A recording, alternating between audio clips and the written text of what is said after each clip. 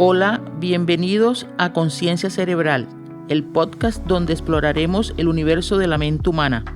En cada episodio profundizaremos en temas fundamentales como la salud mental, el funcionamiento del cerebro y desmentiremos mitos comunes mientras descubrimos verdades sorprendentes. Acompáñanos mientras desentrañamos curiosidades, debatimos buenos y malos hábitos y todo esto con la guía de destacados expertos en el campo.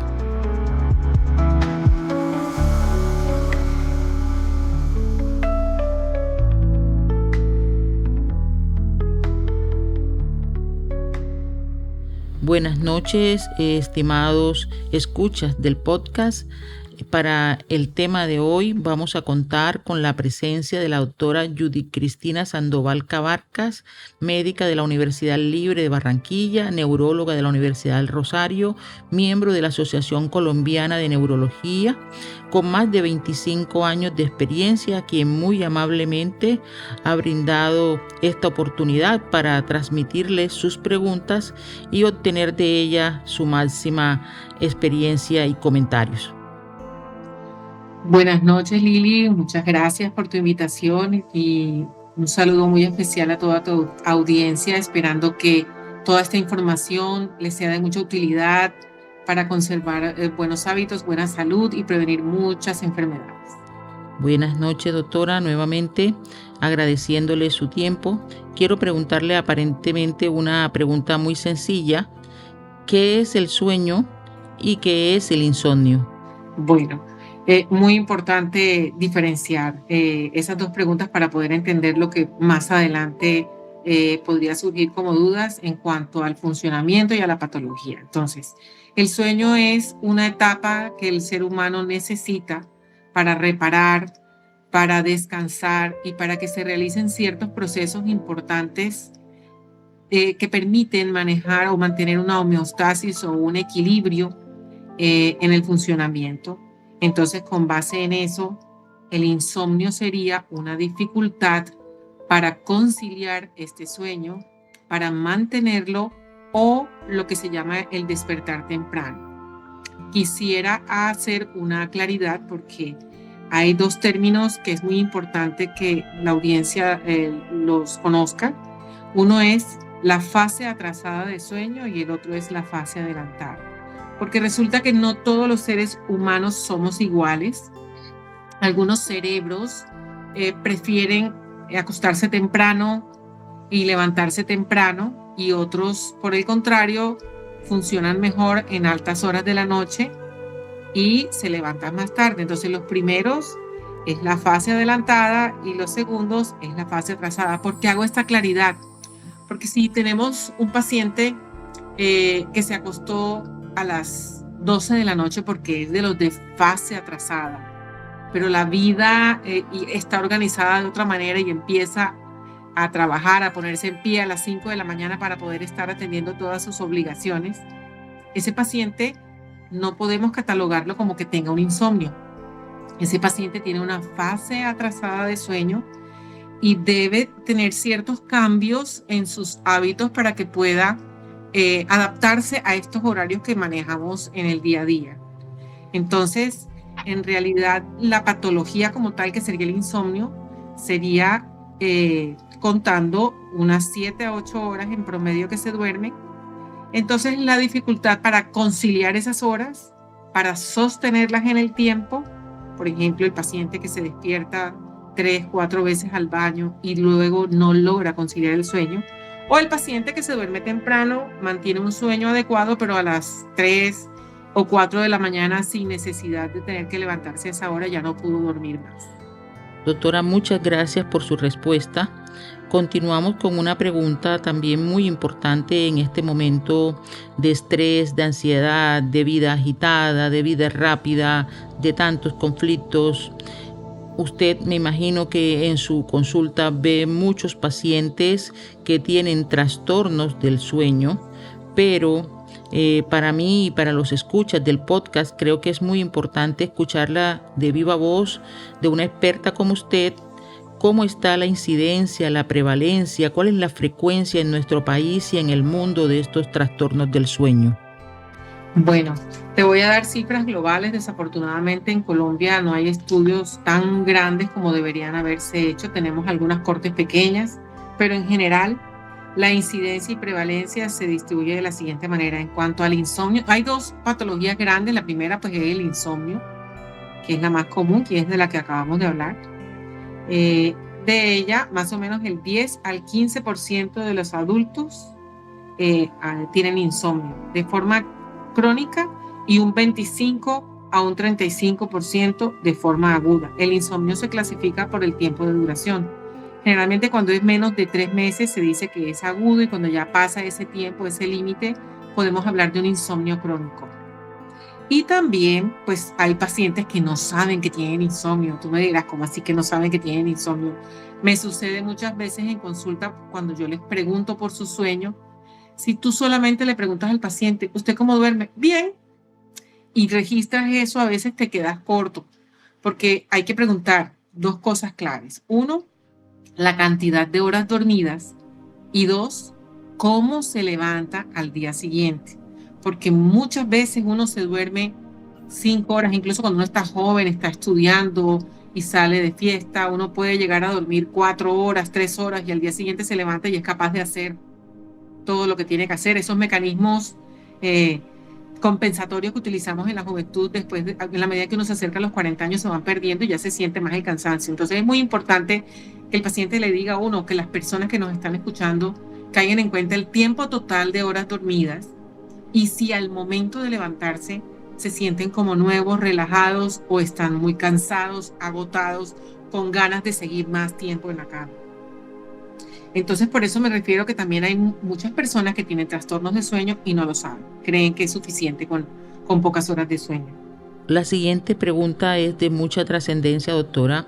Quisiera hacerle un comentario y usted me dirá, en el mundo vivimos en esta instancia de sobreestimulación, presencia 24 horas de actividades, exigencias de todo tipo, distracciones, información. Hay necesidad de estar conectados permanentemente con actividades de todo tipo.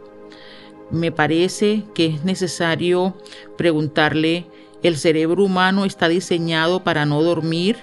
¿Y qué es el colapso cerebral?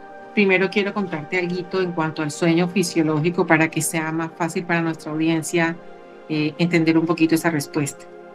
Nosotros tenemos varias etapas del sueño. Hay dos principales, que son el sueño no REM y el sueño REM. Esa sigla REM se refiere a la sigla en inglés de movimientos oculares rápidos. Entonces, el sueño no REM, que es el sueño más superficial, está el sueño superficial, las etapas 1, 2 y 3. Y la otra, que es el sueño REM, que es una etapa bastante profunda. Cada una tiene su importancia. En cada una suceden eventos fisiológicos que son necesarios para que el cuerpo se mantenga en buenas condiciones. Cuando uno compra un carro, un vehículo, una máquina, una lavadora, uno tiene que cuidarla, tiene que hacerle revisiones, tiene que hacerle mantenimiento. Y lo mismo es el cuerpo humano. Parte gran importante de ese mantenimiento que nosotros tenemos que hacer, lo hacemos automáticamente durante la noche. En la noche se producen muchos procesos importantes para que en el día podamos seguir funcionando de una manera adecuada. Por ejemplo, en la noche hay unos ritmos de secreciones hormonales que son necesarias para que mi cuerpo funcione bien. Por ponerles un ejemplo, y lo quiero explicar porque incluso los adolescentes a veces creen que cuando los mandan a acostar, al soltar el teléfono celular o todos estos estímulos a que tú hacías referencia anteriormente, es como la cantaleta, es como habladera, pero resulta que a las 6 de la tarde, cuando cae el sol, la retina le avisa a nuestra glándula pineal que el sol ya cayó y se produce la secreción de melatonina. La melatonina que se secreta a esa hora 6, 7 de la noche, no es que te vaya a dormir enseguida, pero va preparando al cerebro y lo pone en modo reposo. Y si esto se da de manera correcta, yo voy a tener un sueño más profundo, más reparador, y que es necesario que yo tenga ese sueño profundo para que se produzcan hormonas se secreten hormonas como por ejemplo la hormona de crecimiento que se da en la etapa 3 del sueño y que parte de su funcionamiento es reparar tejidos, los músculos e interfiere o interviene en el metabolismo. Entonces, si yo tengo una pantalla LED pegada a mis ojos, a las 6, 7, 8, 9, 10 de la noche, 11 de la noche, me acosté a las 11, a las 12 o a la 1, no voy a lograr ese sueño profundo y reparador y es muy probable que esa noche yo no secrete esa hormona del crecimiento en las cantidades normales, entonces ya ese organismo va a estar funcionando mal. La testosterona misma, el cortisol, la prolactina, incluso la secreción de hormonas del apetito como lo son la grelina y la leptina, que son las que nos dicen si estamos saciados, si queremos comer, esa ansiedad de comer en la noche, tiene que ver con todos estos ritmos. Entonces, no es posible que una persona soporte no dormir. El cerebro humano no está diseñado para no dormir. Necesitamos ese descanso y es bien sabido que un cuerpo puede aguantar más tiempo sin comida que sin sueño. Y el no dormir no solo me va a llevar a que no se repare el cuerpo, sino a tener problemas de concentración, me va a aumentar el riesgo cardiovascular, va a debilitar mi sistema inmunológico y va a poner también en riesgo mi salud emocional. Con respecto a la segunda pregunta, que es el colapso cerebral, pues se desprende de todo esto. Son personas que pueden tener problemas cardiovasculares con aumento de la frecuencia cardíaca, tensión arterial, debilita las conexiones neuronales, afecta las conexiones con el hipocampo, entonces ya no vas a recordar ni a pensar de una manera adecuada, hay más reactividad, más irritabilidad, es cuando se pierde como esa parte de la inteligencia emocional que debemos mantener todos. Entonces realmente no es compatible la vida sin un adecuado sueño, ni la salud sin un tiempo adecuado y una calidad buena de sueño. Doctora, muchas gracias por su respuesta. El interés de este podcast es educar, entretener, inspirar a la audiencia. Para mí es muy importante que un profesional de la salud, de sus características y conocimientos, nos explique y nos diga sinceramente cuál es la cantidad de sueño que necesita un niño, un adolescente, un joven, un adulto para tener una salud mental y un cerebro sano. Bueno, entonces, en la medida en que nosotros nacemos, dormimos mucho y con los años pues vamos bajando una cantidad de horas. Entonces, en un recién nacido, lo normal que duerma son de 12 a 17 horas, pero las hacen en intervalos. Se duermen un buen rato, comen, piden teterito o leche y vuelven y duermen y así, o sea, es con interrupciones, con intervalos, pero en total duermen de 12 a 17 horas. Los niños entre los 9 y los 14 años, los niños van durmiendo entre 9 y 14 horas, pero esto se va modificando también según la edad. Entonces, mientras un niño, por ejemplo, de 2 añitos, que ya no es un lactante, que no es un recién nacido, puede dormir 14 horas, ya un niño que se acerca a los 10 años va bajando un poquito a 9 horas. Los adolescentes deben dormir entre 8 a 10 horas.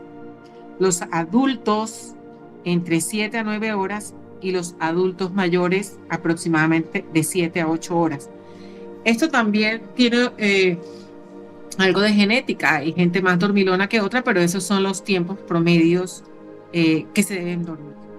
Es muy importante la siguiente pregunta y quiero que usted en este podcast nos explique qué papel juegan las sustancias como la cafeína, la marihuana, la cocaína, el alcohol, las bebidas energizantes en la salud del cerebro y en la presencia de los trastornos del sueño.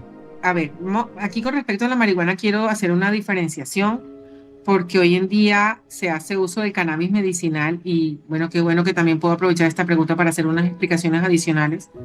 El cannabis, en el caso del cannabis, es una mezcla de muchas sustancias.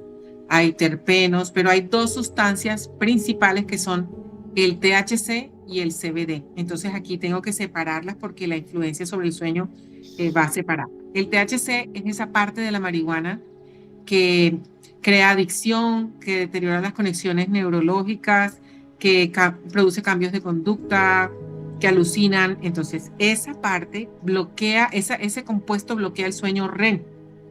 ¿sí? Y cuando el paciente o cuando la persona está adicta y está en supresión, puede producir también desequilibrios en esas etapas de sueño por la abstinencia que hace la sustancia. O sea, daña su consumo y también se ven los efectos cuando hay abstinencia. Mientras que el CBD, pero el CBD tiene que ser extraído de una manera muy especial. Los CBDs artesanales, la mayoría son extraídos con solventes orgánicos que son químicos y que pueden también, solamente el químico puede darte una toxicidad.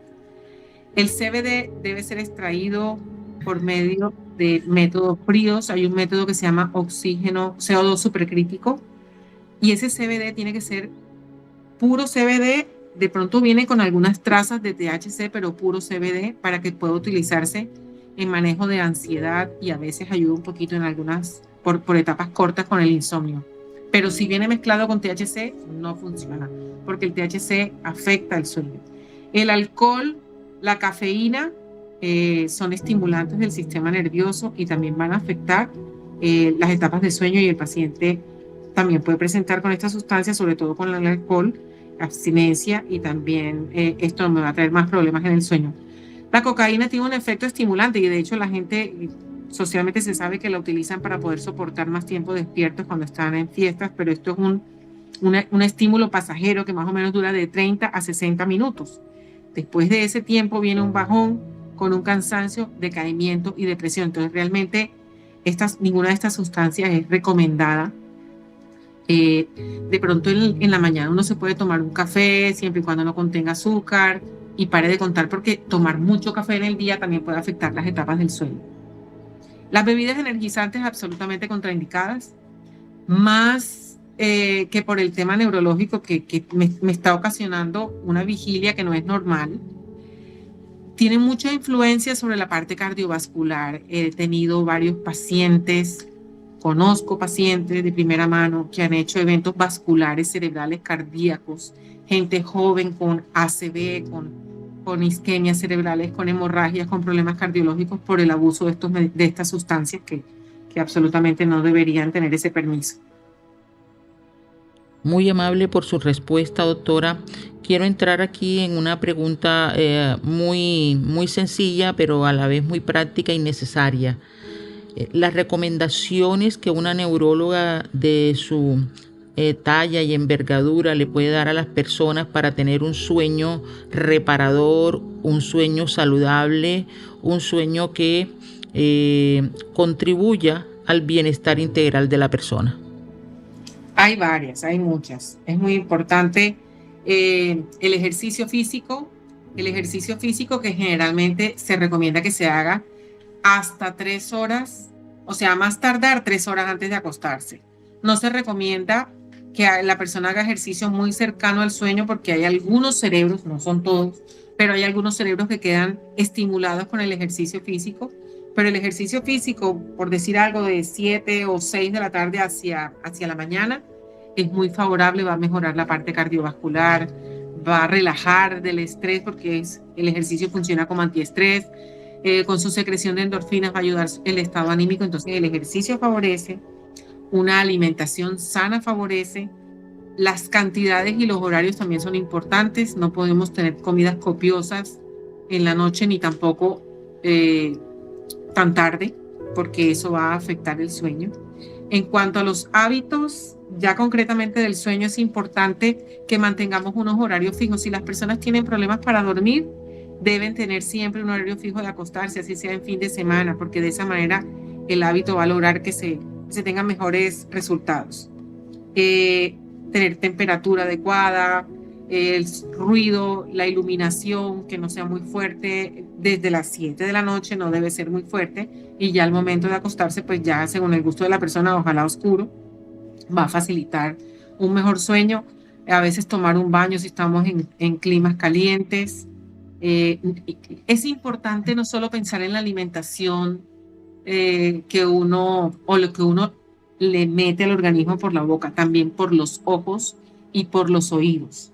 Porque si yo me acuesto viendo televisión, viendo una película violenta, viendo un noticiero que casi siempre son cosas desagradables, viendo documentales de cómo se murió alguien, pues mi cerebro no va a quedar como con los mejores estímulos tranquilos y agradables para dormir. También lo que escuchas. Entonces es muy importante que todo nos relaje, la parte visual, la parte auditiva, la alimentación, tratar de tener horarios laborales. Hay mucha gente que se pasa de largo, llega hasta la 1 de la mañana trabajando en un computador. La exposición a pantallas también le afecta. Yo les recomiendo que así como uno pone un despertador para levantarse, también debe poner una alarma para decir hasta aquí llegan mis actividades hoy, debo tener un descanso previo a dormirme para que la calidad de mi sueño sea de una manera más adecuada.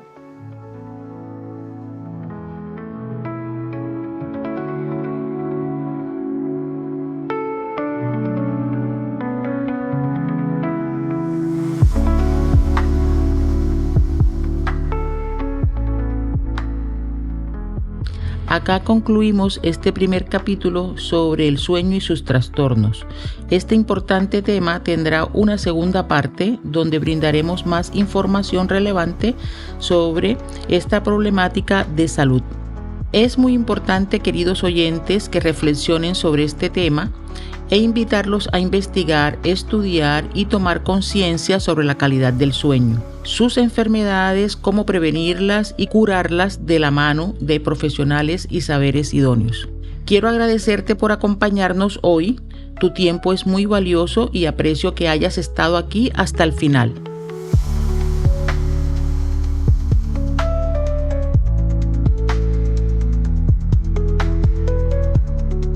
Gracias por escucharnos. Pueden escribirnos todas sus dudas y comentarios al correo concienciaymentealdía@gmail.com y al WhatsApp del número 314-823-6609.